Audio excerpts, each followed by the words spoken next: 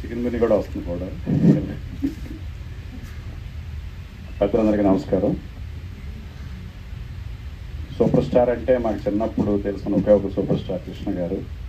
ఆయన వర్ధంతి రోజు ఈ విధంగా ప్రేమ చరిత్ర కృష్ణ విజయన్ సినిమా ఫంక్షన్కి పిలవటం, అక్కడికి ఆయన నివాళులు అర్పించడం అనేది చాలా మంచి అదృష్టంగా భావిస్తున్నాను. ఆయన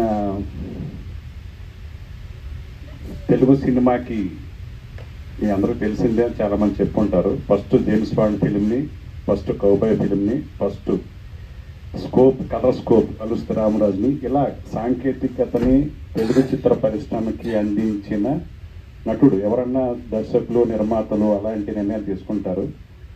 అలాంటి నిర్మాతగా పద్మనాభ స్టూడియో ద్వారా అపరూపమైన చిత్రాలని నిర్మించి తెలుగు జాతి మర్చిపోలేని అల్లూరి సీతారామరాజు లాంటి చిత్రాన్ని, అలాగే ఎన్నో సాంఘిక చిత్రాలని, దేవుడు చేసిన మనుషులు కానీ, 12 కాపురం కానీ, అలా కుటుంబ కథ చిత్రాలని ఏ జోనర్కి ఎవరికి అంటే యువతకి, కుటుంబ సభ్యులకి, అలాగే మాస్కి, అంటే ఒక ఆబాల గోపాలను అలరించే సినిమాలు అంటాం సినిమాని, అలాంటి జోనర్ సినిమాలని అన్ని రకాల జోనర్స్ టచ్ చేసిన ఏకైక నటుడు నటశేఖర సూపర్ స్టార్ కృష్ణ గారు. సో నిజంగా ఇది అపరూపం. మధుసూదన్ గారు ఎంత ప్రయాసాలు వచ్చుంటారని మనకు తెలుస్తూ ఉంది.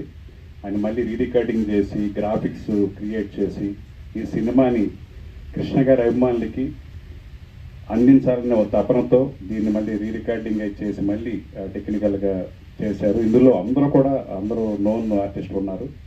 సో డెఫినెట్గా ఈ సినిమా సంక్రాంతి, అందరూ చెప్పినట్టుగా సంక్రాంతి హీరో అంటే కృష్ణ గారే.